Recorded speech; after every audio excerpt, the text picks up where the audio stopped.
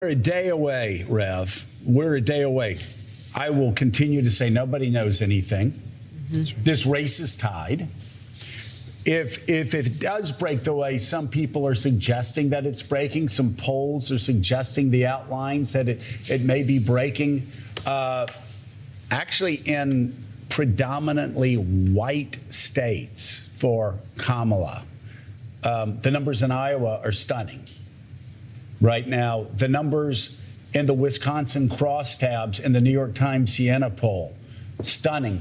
Older, white, women, the way they're going. There have been some Kansas polls that show it close. Now, this all may be a mirage. I don't know. But time and time again, what's happened in those states, Texas, a restrictive abortion ban. Iowa, the poll's gotten close since a restrictive abortion ban.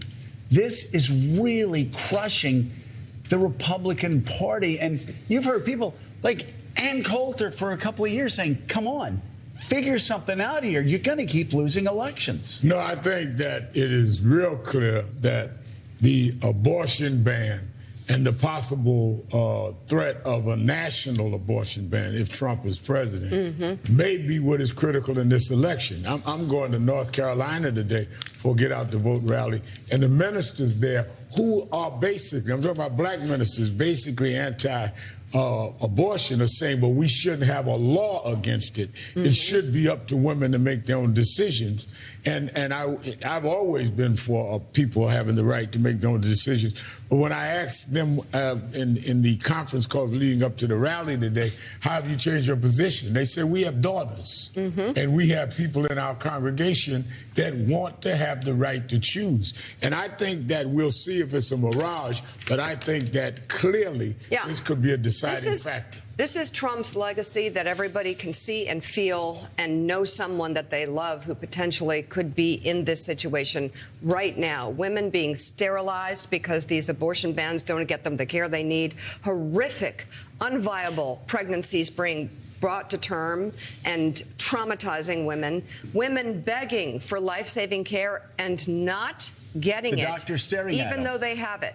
Doctors can't legally. As lawyers debate. And women dying. Women dying. Women die while lawyers debate and doctors stand by. That is what's happening in Texas. That's what's happening in other states right now. And again, that's why the Texas race, the Senate race, appears to be as close as it is. We also have with us editor-in-chief at The Atlantic, Jeffrey Goldberg, and Katie Kasel with us as well, along with Elise joining the table. Let's get to our top stories and then get to Jeffrey. Voters heard very different messages from the candidates over the final weekend of campaigning, with Donald Trump delivering dark and divisive remarks over several rallies. Do you want to lose your life savings because we put a weak and foolish woman in the White House? No. Do you want to lose your job and maybe your house and your pension because Kamala has the economic understanding of a child? Never once did she call. Never once did she visit. She visited one time in an area that had nothing to do. You know, she liked it. But essentially, never once did she visit. If she wins, you will live the rest of your life as second-class citizens in your own country. That's what's happening. We had the safest border in the history of our country the day that I left. I shouldn't have left. I mean, honestly, because we did so well. I have a piece of glass over here, and I don't have a piece of glass there. And I have this piece of glass here, but all we have really over here is the fake news, right?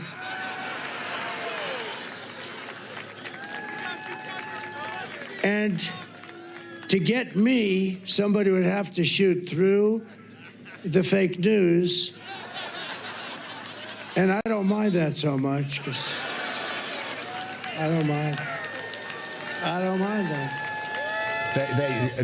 They laugh and they applaud, John, at him saying they'd have to shoot the press, and I don't mind that. And that's never understand. In 2024, That is a laughing and applause line at a political rally. Just like in 2023, Donald Trump mocking Paul Pelosi for being bludgeoned nearly to death and making jokes about that. And that was applause line. I will ask the question that I think is a fair question to ask.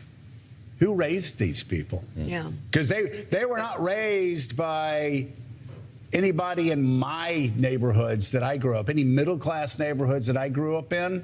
These people were not there.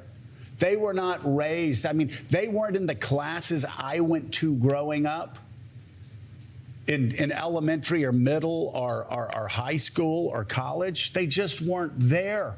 That wasn't the America I grew up in, where people would laugh at the idea of people of press getting shot. Like, everybody would like sit around like, what? What's he talking about? Or again, the Laughing at the Puerto Rican other joke. things, laughing at the Puerto Rican joke. My God. That Puerto Ricans are a pile of trash. Are laughing at a 82, 83-year-old man being bludgeoned nearly to death. That's an applause line. That's a laugh line. Again, who are these people?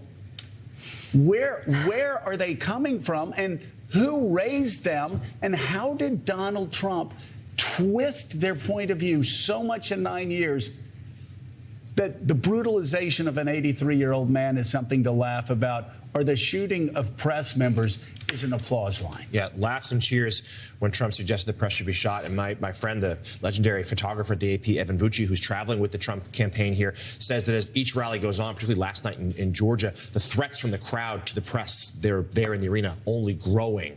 They're really concerned there about the security situation. And that's part of the closing argument, Jeffrey Goldberg, that Donald Trump is seemingly making. It is dark, it is dangerous, portends violence. And it's a candidate who yesterday had alternately seemed furious and exhausted, but this is the last message he's leaving with the American voters.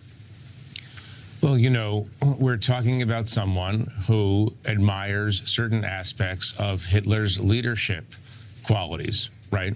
I mean, that's what we're talking about. I've been concerned, obviously, on behalf of my colleagues in the press, more and more in the last couple of weeks. You know, and I was thinking, that's just what we just saw was on Sunday, right? It was over the weekend. As the pressure increases on Donald Trump, as the fear of losing becomes more materialized, he decompensates further. He does not do well, obviously, under pressure. And so God only knows what we're going to be hearing from him tomorrow and then Wednesday and onward, assuming he challenges whatever, if he loses the race, assuming he challenges the results. It's you know, just when you think you've reached ugly, true ugly, it kind of goes deeper. And he's already talking about conspiracy theories about the election. We knew he would do that. That's going to be a big part of his case, should he lose, of course. But I'll say again, the state local officials in states across the country are systematically debunking these. I'm thinking about that lie about Haitian immigrants voting repeatedly in the state of Georgia. The Secretary of State, his office, Gabe Sterling, Secretary Raffensperger coming out and saying this is a lie. It's Russian disinformation. Anyone amplifying that now knows this. So they're going to have to be playing whack-a-mole to put down these conspiracy theories. Meanwhile, Vice President Kamala Harris spent part of her weekend campaigning in the battleground states of Wisconsin and Michigan.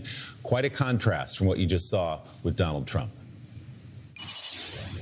I see the promise of America in everyone who is here, in all of you, in all of us. We are the promise of America. We are the promise of America. It's the fathers and mothers and grandparents who work hard every day for their children's future, in the women who refuse to accept a future without reproductive freedom, and the men who support them.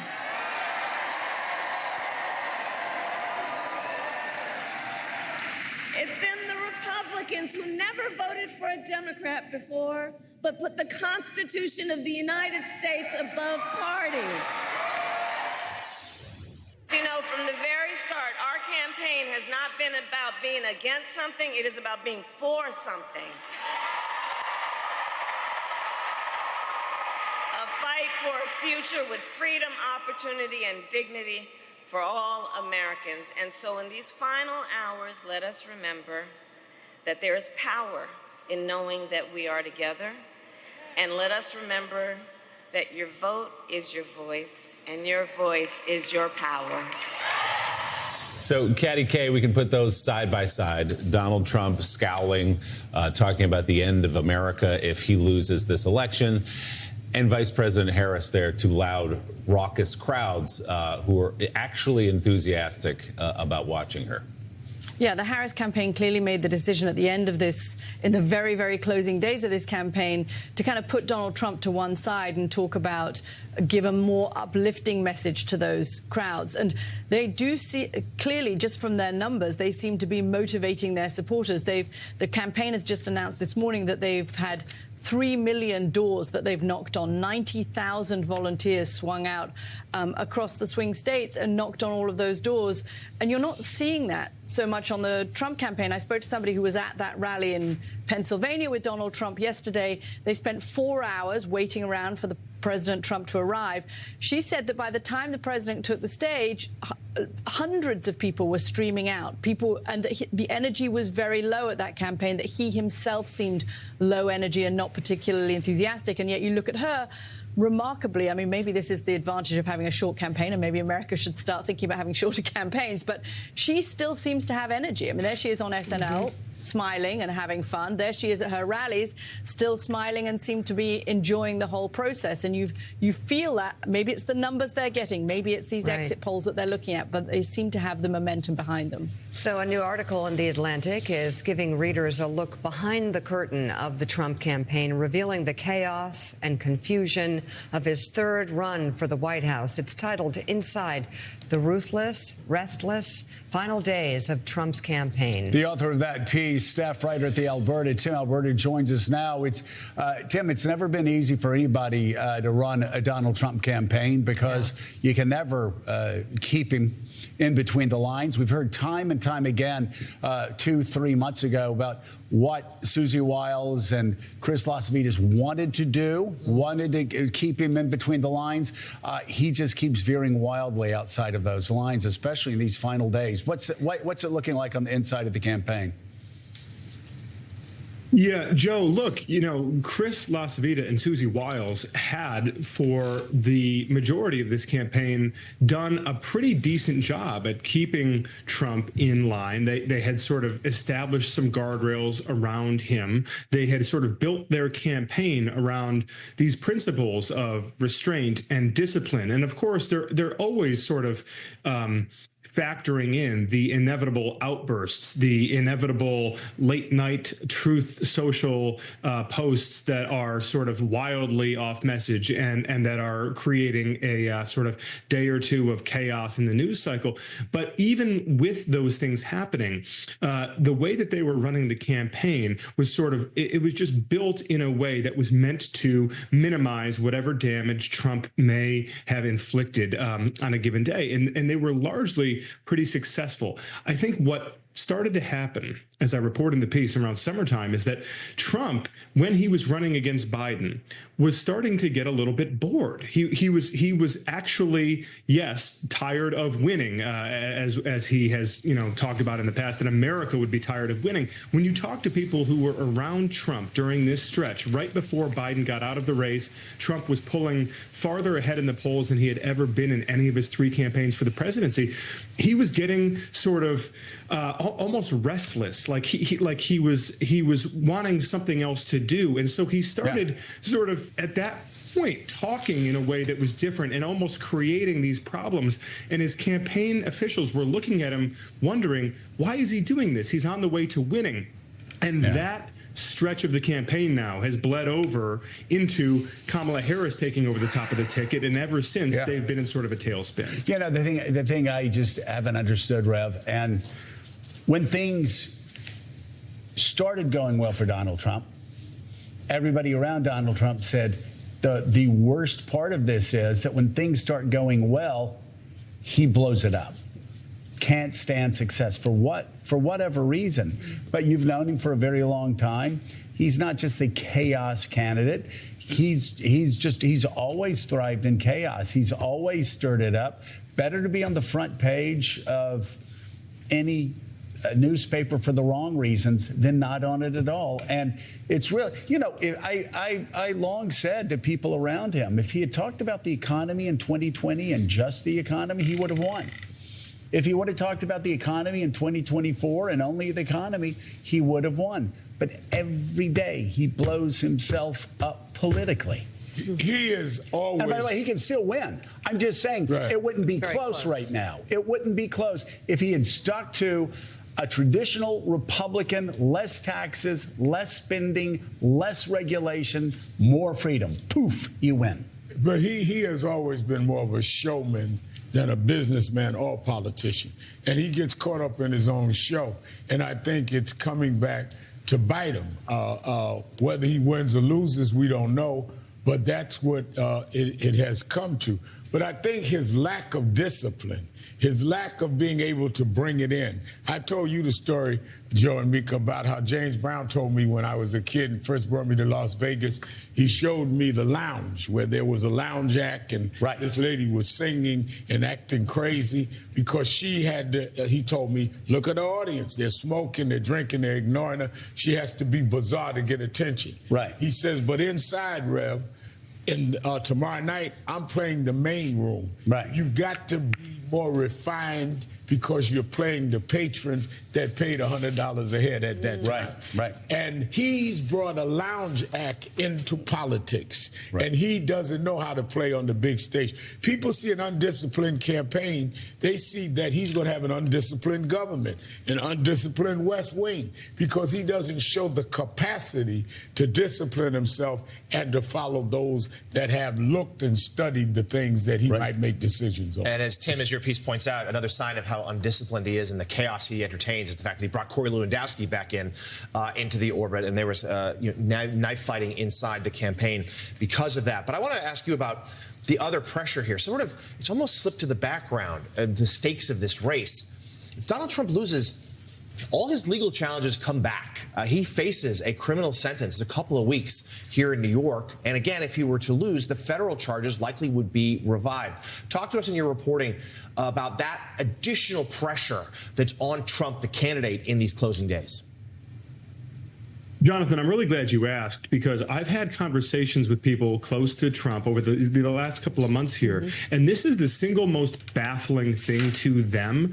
A number of them have said this to me in independent conversations. They've said, look, if there was anything that could concentrate the mind, if there was anything that could sort of finally get this guy to sort of bear down and really just tell himself, okay, couple of months of serious disciplined campaigning, stick to the economy, stick to immigration, stick to strength on the world stage, stick to these sort of core elements of the campaign that we have sort of built this entire messaging around. If we could do that for a couple of months, to Joe's point, we would win, and we might win comfortably. And if there's anything that you would think that would concentrate Trump's mind on doing that, it would be this sort of existential threat of a possible prison sentence should he lose this race. And yet, time and time and time again, the people around him find themselves just sort of agape, looking at him, wondering, why is he continuing to veer off? It's almost as though, as I write in the piece, like he can't help himself. There was this episode leading up to the debate where both Laura Loomer wants to get on the plane and J.D. Vance is wanting to amplify Springfield. And people around him are just holding their breath and hoping, no, please don't bring Laura Loomer on the plane. Please don't talk about Haitians eating dogs and cats. Because they feel like everything that they have done to try to insulate him from this sort of madness, it's just become self-sabotage time and time and time again. And ultimately, if he loses the campaign, he'll only have himself to blame. The new piece, Inside the Ruthless, Restless Final Days of Trump's Campaign, is online now for The Atlantic staff writer Tim Alberta. Thank you very much for being on this morning. Elise? Jeffrey, a question for you. As the campaigns almost close, foreign policy really is not a top issue at all. It's more about personality and less about the policies. What do you think, what have you seen about where the electorate is this cycle when it comes to foreign policy and the direction that new leadership should take? Obviously, women's rights, abortion, the economy, these things are, insofar as this is issue-driven and not personality-driven, these are the issues that seem to be preoccupying people.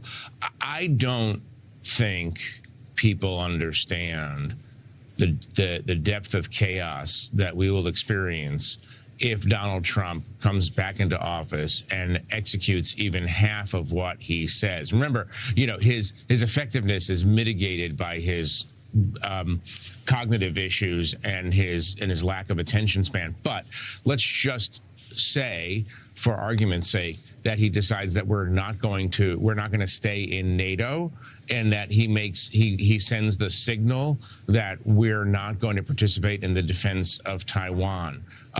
Let's say that he begins his romance, quote unquote, again with the leader of North Korea.